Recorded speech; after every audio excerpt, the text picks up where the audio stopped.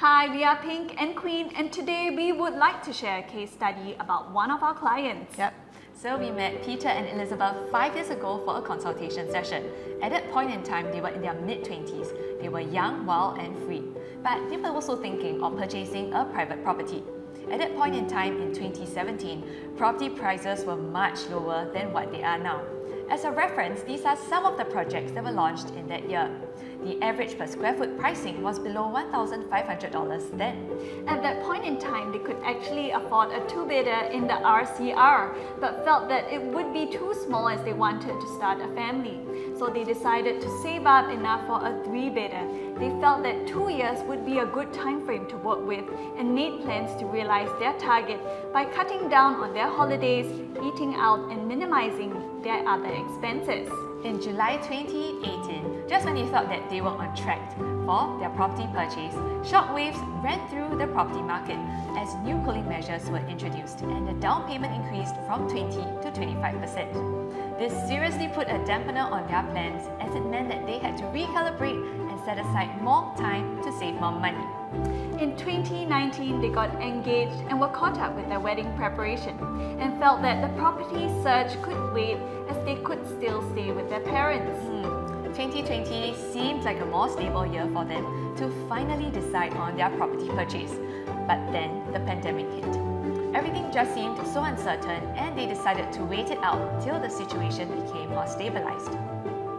As we all know, instead of property prices dropping, the contrary happened. Once again, they had to put their plans on hold. 2021 came and passed with no downward correction on the prices.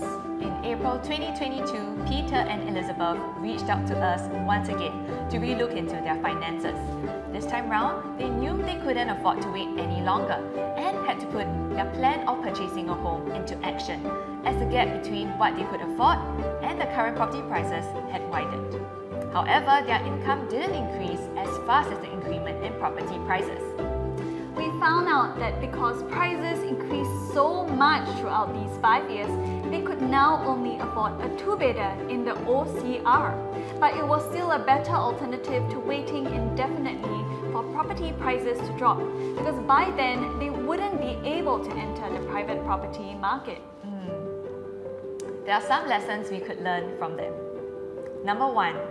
Now is always the best time to enter the property market than later, as there is no telling what events might unfold to affect prices. In this case, no one could foretell that the pandemic would cause property prices to shoot up. Number 2, don't wait to buy your dream home. Purchase what you can afford now and use it as a stepping stone to get to your dream home.